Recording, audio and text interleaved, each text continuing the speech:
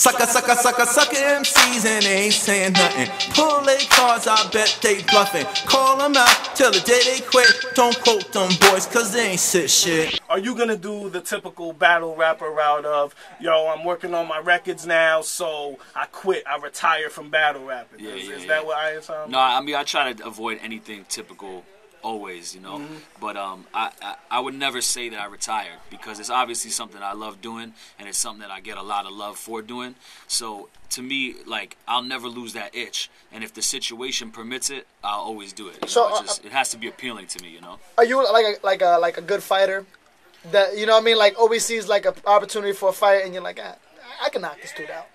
I mean, I hope he don't come at me the wrong way, but I can knock him out. He might not know who I am. Yeah, I mean, there was a long time where I was like that. Like, there were years where I was battling anybody and everybody. You know what I mean? So you was at the local food mart. Like, what would you say, though? This dude battled a dude in the middle of New York with no shirt on, and he looked very poor, and he just battled him anyway. For example, yeah. He's like, those are some low times. I was battling everyone. Dark days.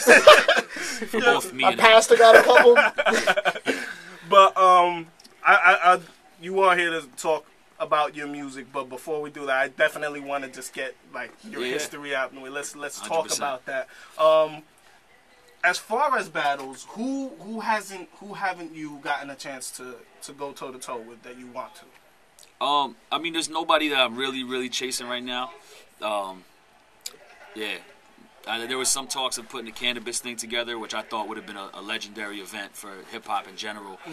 So that was kind of the most recent thing that I would have been excited about. But aside from that, I'm not really chasing anybody, you know. There's talks of Mook, maybe, Serious Jones people bring up, but... Yeah, you know, Mook and Serious Jones would be the ones that I think come up the most because, I mean, you three are the more prominent, you know, of our modern-day era. You know what I mean? And it's like, man, we haven't seen them go at it yet. You know what I mean? And I think it's something that everybody's thirsty for, and they're still waiting for it. Would you be opposed to going in with them? Nah, I wouldn't be opposed to it, you know, if the situation was right. And when I say, you know, if the situation was right, like, a lot of people, situation means money, but to me it's more about, you know, what's the quality of the battle going to be, you know, like, what's the visibility of it going to be, how is it going to be handled as a piece of media, you know, as far as exposures. I know. Yeah, and even you know, these days, like, I look at it as an art form, you know, and a lot of the older battles that I did or that most people did, you know, it's filmed on a low-end camera, and, like, we have so much access as artists, and you guys are artists too with the way that you construct the radio show or construct the visual media, that I would like a battle that I do to be presented in a more artistic way. Growing up, like, I was always a fan of music, and when I started really making my own music and figuring out that hip-hop was a thing that I wanted to make, I always felt like I wouldn't be satisfied releasing my music to a limited fan base, and I always wanted to be in a position where a lot of people could hear what I was creating, because I take a lot of time and I pay a lot of attention to it. So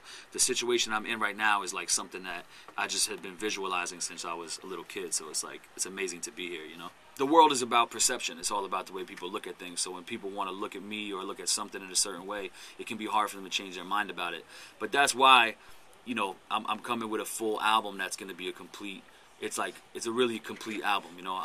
It's not 3 verses and a hook on a beat that I just picked. It's all songs. So I think that when the album comes out, it won't be difficult. You know, there will be that stigma, but I don't think it'll last very long, you know. Yeah. You have a classic MC challenge between you and Immortal Technique, man. Yeah. That then later turned into a battle. Yeah. And as I recall, Zoo was not very happy about that, because Zoo is not a big fan of the battling. Could you kind of just tell us the whole story of that night? Yeah. It was the MC challenge, for people that don't know, is like kind of an Olympics of MCing. Like, there are 5 categories: written, acapella, freestyle grab bag, cipher skills, and MC versus DJ, where it's like beat juggling.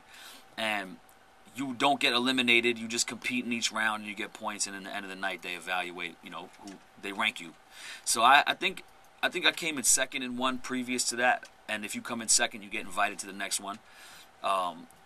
so I was like just super geeked to be a part of it, because even the first one I got in off the rhyme off, where you're like one of 15 people, but I brought like 30 of my homeboys and made sure they cheered me in, and, you know, and I came in second though, you know, so as the battle man would. Yeah, you know, I had auditions earlier that day, and then I picked the 30 best, and so yeah, so it got to the end of the night, and you know, Technique was just on his.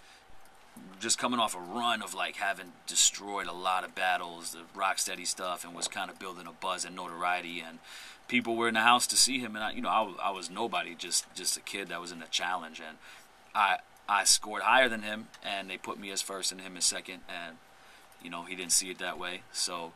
And the crowd at that moment was behind him. You know, everybody likes to see blood, so it kind of erupted into a bloodbath, and yeah.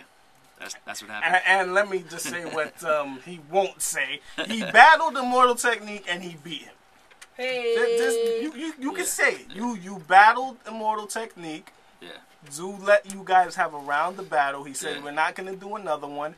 After you guys battled, the crowd got to choose, and it was no longer your boys cheering. It was a literal crowd cheering, and they gave it to you. Yeah, it was dope. I mean, because in that moment, you know, I already knew who Technique was and was familiar with him. I'd seen him win bragging rights.